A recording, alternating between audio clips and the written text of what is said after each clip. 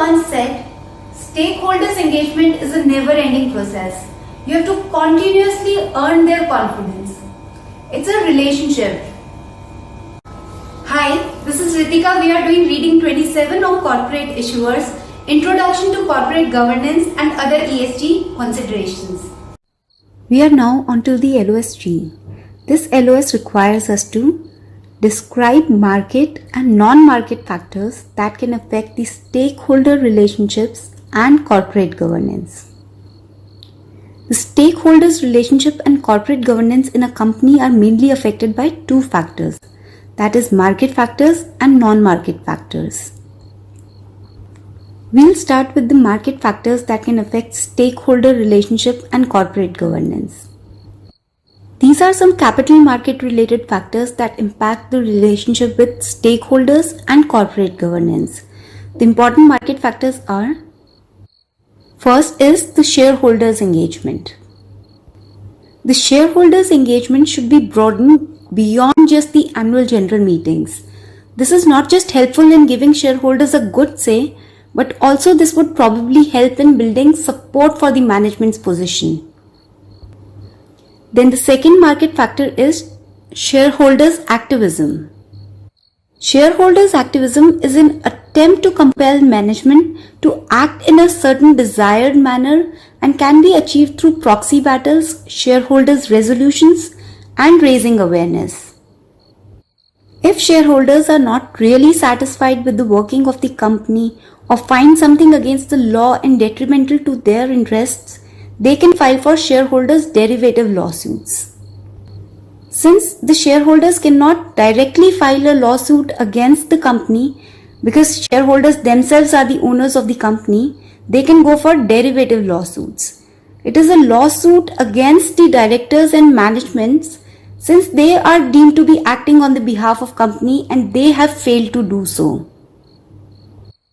The third market factor is competition and takeovers. The takeovers can be made by a group seeking control over the management and affairs of the company. The controls can be gained through any of the following methods. The first is proxy contests.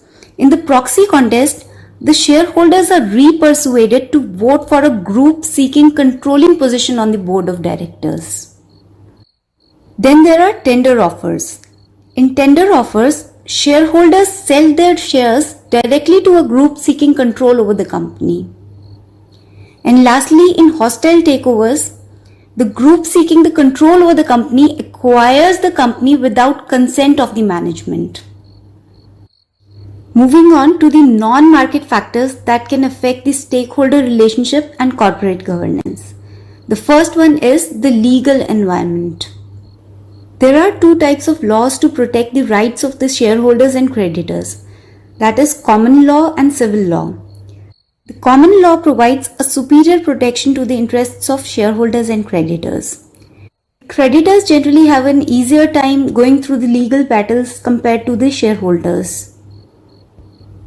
Then the second factor is the media. These include the news media and the social media. The media has the ability to spread the information quickly and shape public opinions.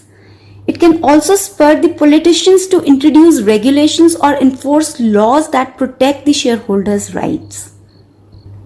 And as we are all aware, the social media allows information sharing at a little or almost no cost. And then lastly, we have the corporate governance industry. There are external corporate governance services that provide ratings and proxy advice and other related services. So these were the market and non-market factors that can affect stakeholder relationship and corporate governance.